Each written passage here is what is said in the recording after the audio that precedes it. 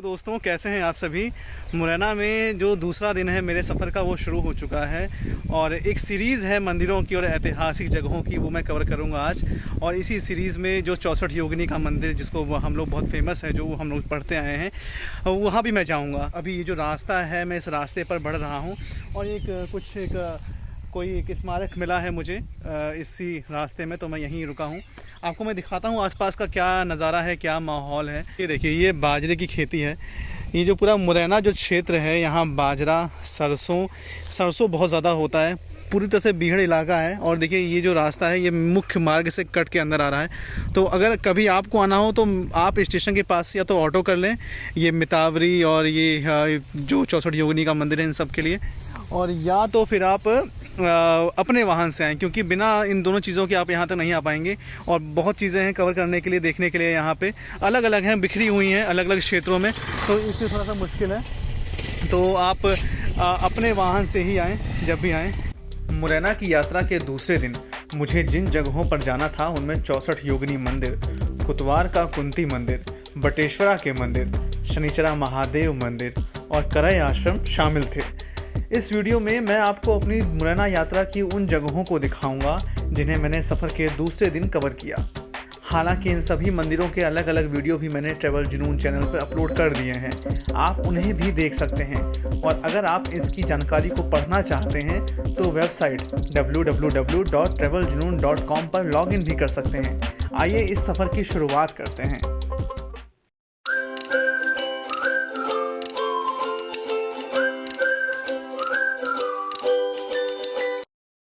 दूसरी सुबह है मुरैना में। वो देखिए, गिरिराज जी का मंदिर है मेरे दाहिने हाथ में, और बाएं हाथ में वो धर्मशाला है जहाँ मैंने स्टे किया हुआ है। और ये देखिए, ये एक मार्केट है जो यही मुरैना में है। सुबह का नज़ारा है, तो ये थोड़ा सा आपको अभी उससे चहल पहल नहीं दिखेगा। हालांकि रात को यहाँ पे बहुत क्राउडेड हो जाता है। और पीछे तो मेन मार्केट है यहाँ की, जो पीछे वाली रोड है, इस रास्ते के पीछे जो एक और रास्ता है वो मेन मार्केट है। वहाँ पर रात को ये लगाइए कि पैर रखने की जगह नहीं होती, इतनी बड़ी मार्केट है वो मेन मार्केट है इस मुरैना की। ये रास्ता और ये जो पीछे मैं छोड़ के आ गया हूँ, आगे जहाँ मैं बढ़ रहा हूँ, आगे से लेफ़्ट और पीछे से राइट होकर पीछे स्टेशन है। वो देखिए, स्टेशन पे ये झंडा लगा हुआ है तिरंगा वाला, और ये है रास्ता यहाँ का। ये देखिए, चौकी है, नहीं डाकघर है, ये आगे स्टेशन है, पुलिस स्टेशन आगे मिलेगा। स्टेशन आ गए हम लोग। ये रेलवे स्टेशन है यहाँ का, मुरैना रेलवे स्टेशन में आपका स्वागत है। मार्कंडेश्वर बाज़ार सामने और रेलवे स्टेशन लेफ़्ट में, और आगे जाकर फिर अम्बा रोड ओवरब्रिज है।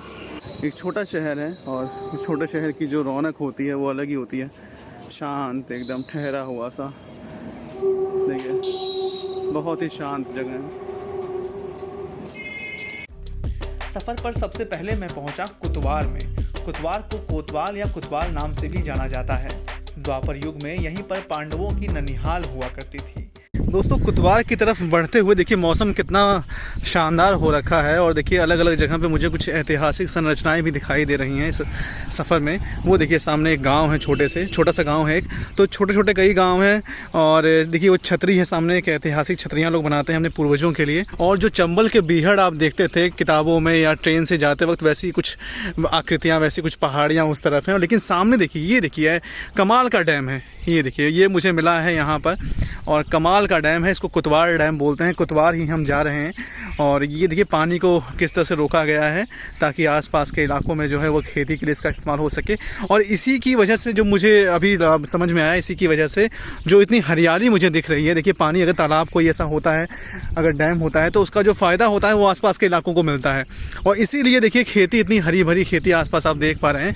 वो देखिए, एक और ऐतिहासिक संरचना है उधर देखिए, अलग अलग जगहों पर यहाँ बिखरे हुए। कमाल, सही में एमपी सही में गजब है। अगर ये विज्ञापन सरकार ने बनाया है तो सचमुच ये गजब का प्रदेश है। इतने मंदिर और इतनी संरचनाएं हैं कि अगर घूमने निकला जाए तो कई दिन लग जाएंगे। तो हम लोग हर चीज़ कवर कई बार नहीं कर पाते हैं। और ये देखिए, शानदार जगह है दोस्तों, ये कमाल की बात। डैम के पास हमें कुछ दोस्त मिले हैं जो गांव के ही लोग हैं, तो इनसे हम जानते हैं कि ये गांव क्या है और आसपास क्या चीज़ें हैं, और जो थोड़ा सा इम्पोर्टेंट है। कुतवाल बोलते हैं, क्या बोलते हैं भैया? कुतवाल बोलते हैं इसको, कुतवाल। हाँ। आप लोग के नाम क्या है? इफ्तिकार मोहम्मद। सतवीर गुर्जर। पे कम से कम 15-20 जाति से लोग यहाँ। अच्छा, और अगर हम बोलें कुछ ऐसी मॉन्यूमेंट या ऐतिहासिक इमारतें मैं वो देख रहा हूँ, वो क्या चीज़ है पीछे जो एक कुछ मुझे किला सा पुराना तो यहाँ पर मस्जिद बनी हुई है। हाँ। और एक हरसिद्धि मैया का मंदिर है। हाँ। जो बहुत ही पुराना बना हुआ है। और एक कालू राम बाबा का भी मंदिर है यहाँ पर। कलराम बाबा का मंदिर है। तो कितने पुराने मंदिर होंगे ये, आइडिया कुछ? वर्षों के है ये वर्षों तो, के हैं। जब महाभारत के समय के है। अच्छा, और ये मस्जिद कब की है? एक रात का बना हुआ मंदिर है। ये नूह अस्सलाम के जमाने की है ये मस्जिद। अच्छा, और मंदिर एक रात में बन गया था? हाँ, एक रात में। जो हरसिद्धि माँ का मंदिर है। हाँ, हरसिद्धि माता। तो वो देखिए दोस्तों, वो सामने हरसिद्धि माँ का मंदिर वही है ना? हाँ। हरसिद्धि माँ का मंदिर। और मस्जिद कौन सी दो ये दोस्तों? अंदर है मस्जिद। कुंती की भक्ति से प्रसन्न होकर यहीं पर दुर्वासा ऋषि ने कुंती को वरदान दिया था कि वह देवताओं के आह्वान करने भर से संतान की प्राप्ति कर सकती है। कुंती ने इस वरदान को जांचा और तब सूर्य देवता यहीं एक शिला पर प्रकट हुए थे। सूर्य के घोड़ों की पदचाप को आज भी यहाँ साफ देखा जा सकता है। जब सूर्य देवता ने कुंती की गोद में कर्ण को दिया, तब कुंती ने यहीं आसन नदी में कर्ण को बहा भी दिया था। यहाँ पहुंचकर मेरे लिए बीता हुआ कल आज आंखों के सामने जैसे लौट आया था। यहाँ पन्ना लाल वैश्य की मूर्ति भी है, जिन्होंने सबसे पहले इस मंदिर का जीर्णोद्धार किया था। कुतवार के मंदिर के बाद महाभारत काल के ही हरसिद्धि माता के मंदिर जाना हुआ। इस मंदिर का इतिहास भी बेहद दिलचस्प है। जो महाभारत काल में जो है उज्जैन से पांडव और भगवान श्री कृष्ण, अर्जुन और भगवान श्री कृष्ण जो कुरुक्षेत्र के लिए लेकर के जा रहे थे, ये मैया से शर्त थी, बोले आप जहाँ पीछे मुड़ करके देखोगे मैं वहीं रह जाऊंगी। तो यहाँ ननिहाल था, ननिहाल में रुके और जब वो गांव से बाहर निकले, मैया ने अपने पहले से घुंघरुओं की आवाज़ वगैरह बंद कर रखी थी, तो पीछे मुड़ करके देखे, बोले हे माधव, मैया का नहीं पता आई है कि लौट गई। तो बोले मैया पीछे ही थी तो यही रह जाती है, शर्त थी, बोले आप जहाँ पीछे मुड़ करके देखोगे मैं वहीं रह जाऊंगी। तो प्राचीन देवी है, हरसिद्धि देवी जिनका नाम है। और सभी देवियों का मुख पूर्व को है, इनका उत्तर को है। यहीं से फिर मैया ने कहा, बोले मैं यहीं से जो है दृष्टि करूंगी और महाभारत में आपको। अच्छा, उत्तर की ओर है। मुरैना की खूबसूरती और हरियाली के बीच अब चल दिए थे 64 योगिनी मंदिर की ओर। इस मंदिर के बारे में कहा जाता है कि भारतीय संसद भवन को बनाने की प्रेरणा अंग्रेजी सरकार को यहीं से मिली थी। अभी तक तो सिर्फ सुना ही था इस मंदिर के बारे में, पहली बार यहाँ जाना भी हुआ। इस मंदिर में कभी तंत्र साधना की जाती थी और आज मैंने अकेले यहाँ मौजूद होकर एक खामोशी को महसूस भी किया। ऐसा कहते हैं कि आज भी यह मंदिर तंत्र साधना के कवच से ढका हुआ है। इस मंदिर में मौजूद होकर भी मुझे यकीन नहीं हो रहा था कि यहाँ सब कुछ असली है। यह किसी आभासी दुनिया की तरह लग रहा था। यहाँ के 64 कमरों में आज भी सदियों पुराने शिवलिंग मौजूद हैं। इन्हीं कमरों में मुर्दा लोगों को जीवित करके तंत्र साधना की जाती थी। गर्भगृह में मुख्य शिवलिंग है। मैंने यहाँ की यात्रा अकेले की। इस मंदिर, जिसे 31 महादेव मंदिर भी कहा जाता है, इसे बनाने का तरीका मुझे ककनमठ मंदिर से मिलता जुलता दिखाई दिया। यहाँ भी कई जगहों पर शिलाओं के बीच आपस में कोई जोड़ नहीं दिखाई दिया, बल्कि वे एक के ऊपर एक रखी गई थी। तलहटी में गांव और दूर तक फैले खेत, ये देखकर मुझे मुरैना से मोहब्बत सी हो गई थी। 64 योगिनी मंदिर का सफ़र पूरा हुआ, लेकिन अब जोरों की भूख भी लग चुकी थी और रास्ते भर में कहीं कोई दुकान या ऐसा ठिकाना नहीं मिला जहां पेट पूजा की जा सके। यहाँ लगा कि काश बैग में मुरैना से ही कुछ रख लिया होता खाने के लिए। अब इस हालत में पहुंचा बटेश्वर के मंदिर। बटेश्वर के मंदिरों का समूह देखकर सच मानिए जोश दोगुना हो चला था। यह इलाका डकैतों का गढ़ रहा है, हालांकि अब पहले जैसी स्थिति तो बिल्कुल नहीं है। बटेश्वरा में 200 से अधिक मंदिर थे, लेकिन विदेशी आक्रांताओं व पत्थर के अवैध उत्खनन की वजह से शिव मंदिर के समूहों में से अधिकतर क्षतिग्रस्त हो गए और ढह चुके थे। हालांकि 2005 से भारतीय पुरातत्व सर्वेक्षण ने इन मंदिरों को संरक्षित घोषित कर दोबारा से खड़ा करना शुरू किया। यहाँ शिव मंदिर के अलावा विष्णु मंदिर भी है, इसलिए रहस्यमय है शिव मंदिर समूह। पर्यटकों की जिज्ञासा रहती है कि आखिर एक ही जगह पर इतने मंदिर क्यों बनवाए गए। चूँकि सभी मंदिरों में शिवलिंग तकरीबन एक जैसे ही हैं, साथ ही सभी की डिज़ाइन भी एक जैसी है। इस जगह को लेकर यह प्रचलित है कि ये मंदिर तंत्र साधना के लिए बनाए गए थे। हालांकि इस संबंध में प्रमाणित कुछ भी नहीं है। यहाँ के सिक्योरिटी गार्ड ने हालांकि स्थानीय लोगों की समझ पर सवाल उठाए। वह खुद भी उसी बिरादरी से थे जिस बिरादरी के लोगों की संख्या यहाँ ज़्यादा है। उन्होंने कहा कि स्थानीय लोग आते हैं और मंदिरों पर चढ़ जाते हैं। उन्हें ये तक नहीं पता कि उनके ही पूर्वजों ने इन बहुमूल्य मंदिरों को बनाया है। वह कैमरे पे तो नहीं आए, लेकिन के मोहम्मद की भी तारीफ़ कर डाली। उन्होंने कहा कि के मोहम्मद जब भी आते हैं यहाँ शिव मंदिर पर दर्शन ज़रूर करते हैं और हमारे बनाए गए भोजन को हमारे ही साथ ग्रहण भी करते हैं। अब आप भी जान लीजिए के मोहम्मद और बटेश्वर मंदिर के इस रिश्ते के बारे में। बटेश्वरा शिव मंदिर के आसपास पत्थर का अवैध उत्खनन होने की वजह से इन मंदिरों को और ज़्यादा क्षति पहुंची।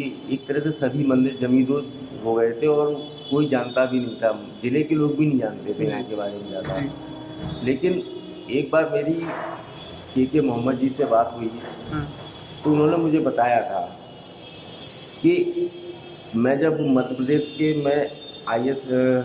आर्कियोलॉजिकल सर्वे ऑफ इंडिया का अधिकारी बन के आया भोपाल में, तब मुझे सपने में शंकर भगवान आए थे। अच्छा। उन्होंने बोला था कि मैं यहाँ पर दबा हुआ पड़ा हूँ, आप मुझे निकालिए। तब फिर मैं ढूंढते हुए आया था, मैंने इधर पूरा क्षेत्र देखा, फिर मैंने वहाँ खुदाई कराई तो मुझे शिव मंदिर मिले। फिर यहाँ के लोगों को बताया कि आपके यहाँ पे इतना अच्छा वो है, तब उनको खुद वो करके हम करीब 400 मंदिर थे, उनमें से अभी के मोहम्मद जी 100 या 150 मंदिरों को ही खड़ा करवा पाए हैं। करवा पाए तो उसके बाद में उनका ट्रांसफर हो गया। फिर आज भी वो लगातार इन शिव मंदिरों के लिए काम कर रहे हैं। वो तो मेरी नज़र में अब्दुल कलाम जी के बाद में दूसरे अब्दुल कलाम हैं, जो कि हिंदुओं के मंदिरों और इनसे इतना जुड़े हुए हैं, उनके लिए इतना काम कर रहे हैं। और शायद हिंदुओं को भी नहीं पता था इस क्षेत्र में कि ऐसा कुछ है, जो उनकी वजह से पता चल पाया।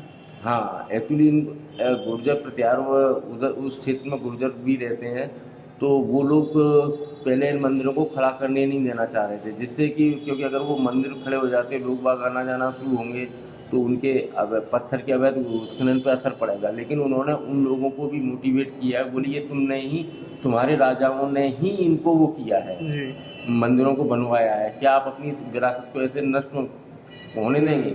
तब वो उन लोगों की समझ में आया तो उन्होंने भी सहयोग किया। और उसके बाद में हालांकि अभी पूरे मंदिर खड़े नहीं हुए हैं, आर्कियोलॉजिकल सर्वे ऑफ इंडिया बहुत धीमी गति से काम कर रही है, मंदिर उतनी जल्दी खड़े नहीं हो पा रहे हैं बाकी लेकिन हाँ, के मोहम्मद जी ने कम से कम 100 मंदिर अपने कार्यकाल में यहाँ पर खड़े करवा दिए थे, पुराने स्वरूप में उनको ले आए थे जी।